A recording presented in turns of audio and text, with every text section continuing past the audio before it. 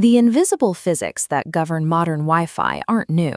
They are the exact same physical constraints that engineers had to wrestle with decades ago. Back in 1999, wireless networking was just getting off the ground. Engineers were handed two completely different blueprints for how devices should communicate through the air. Right away, those architects faced a strict physical trade-off. They could design a network prioritized for raw speed, or they could design one prioritized for distance and range. But physics dictated they could not have both. Every wireless standard relies on two core elements. First, you have the frequency band, which acts as the physical road your data travels on. Second, you have the modulation technique, the specific type of vehicle carrying that data over the road.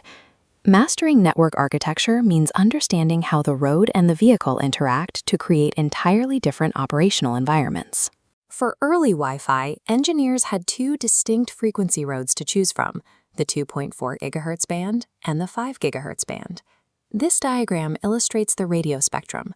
The top half shows the 5 GHz band, a wide, clean highway with few consumer devices.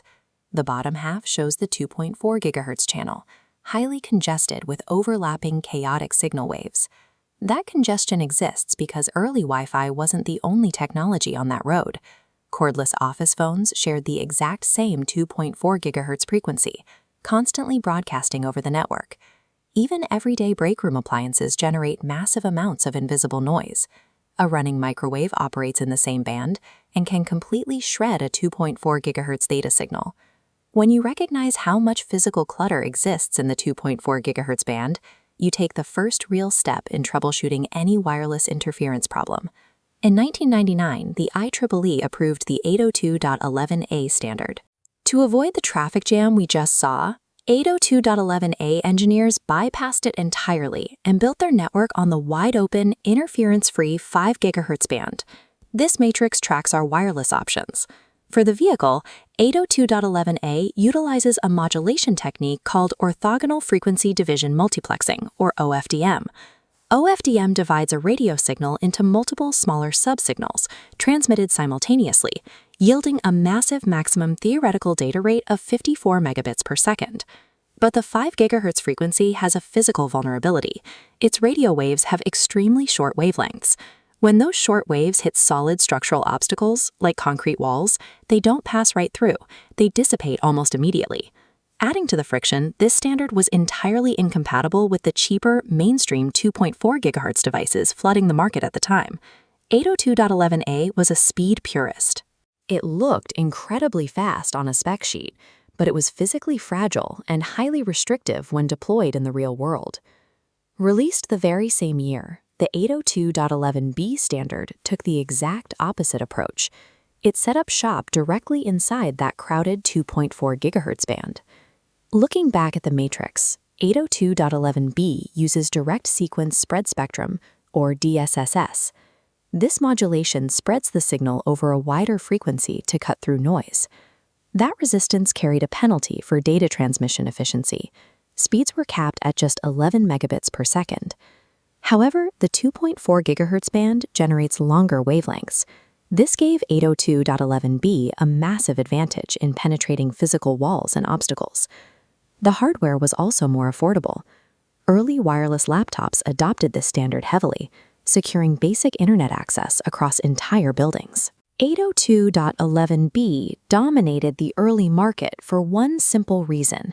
In most architectural spaces, a slow but reliable signal is infinitely more useful than a fast but unreachable one. 4 years later, in 2003, engineers released the 802.11g standard. Their goal was straightforward: combine the high speeds of A with the wide coverage of B. Let's check the matrix again. They took the highly efficient OFDM modulation from 802.11a and ported it into the long-range 2.4 GHz frequency of 802.11b. On paper, the result was a triumph. The standard achieved 54 megabits per second while maintaining excellent wall penetration. But there was a major caveat.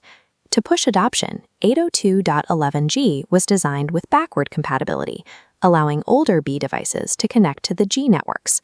When a legacy B device joins the network, the router must support the older, slower DSSS transmission methods. This forces the entire network to downshift, dragging down performance for everyone. This creates a universal backward compatibility tax.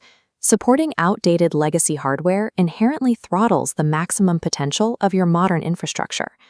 Choosing a wireless standard involves matching specific tools to specific environments, rather than assuming every new release is a universal upgrade.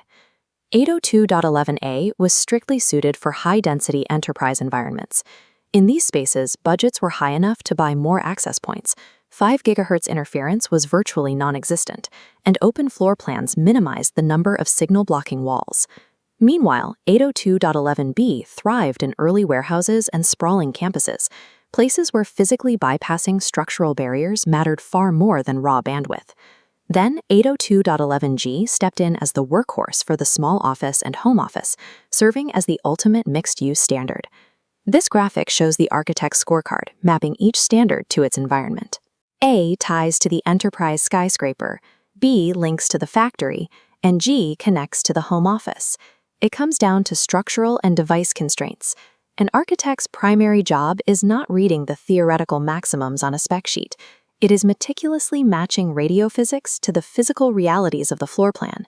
The maximum speeds printed on a retail router box are completely meaningless if environmental obstacles block the signal before it reaches your device. And the compatibility tax established back then remains a universal rule in modern IT. You simply cannot achieve maximum throughput while simultaneously catering to the slowest client on the network. True network mastery requires looking past the numbers on the packaging. You have to understand the invisible, physical realities of the workspace itself.